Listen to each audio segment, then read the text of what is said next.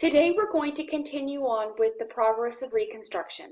Please have out your progress of Reconstruction timeline from 1865 to 1877.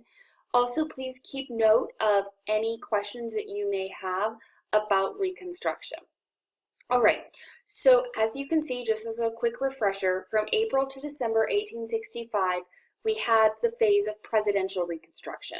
So that was when the Civil War ended in April. Then Lincoln was assassinated and Andrew Johnson became president. We're going to see the president taking control over Reconstruction and Reconstruction efforts, and he will use part of Lincoln's plan, but he'll also use his own plan where he will be personally pardoning former white Southerners.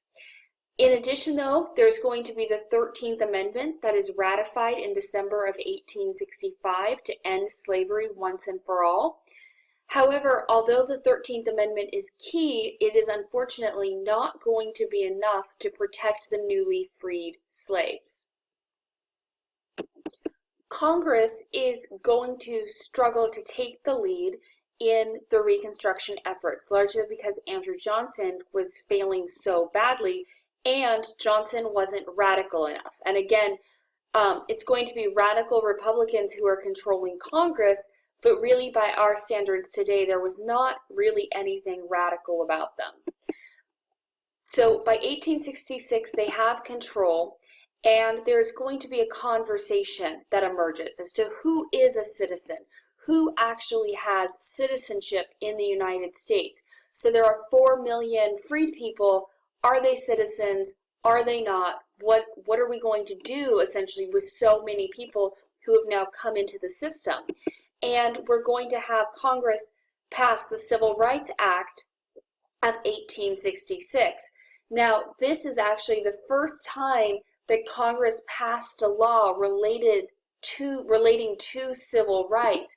And what it is going to do is define a citizenship define a citizen as anyone who was born in the United States up to this point.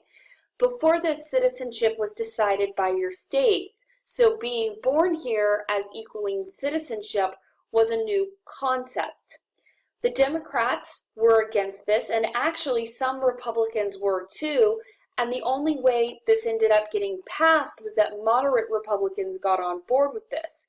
However, Johnson does veto it, but Congress is actually going to be able to override the veto. And this really comes into play as we see Congress is going to go farther towards the Republican Party. So there were radical Republicans. You read about Charles Sumner, Thaddeus Stevens.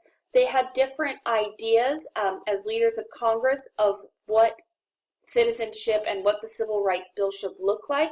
Ultimately, though, these radical Republicans are going to fight for the rights for freedmen. But just something to keep in mind, even the radical Republicans did not agree as to what those rights would look like and what the extent of those rights would be.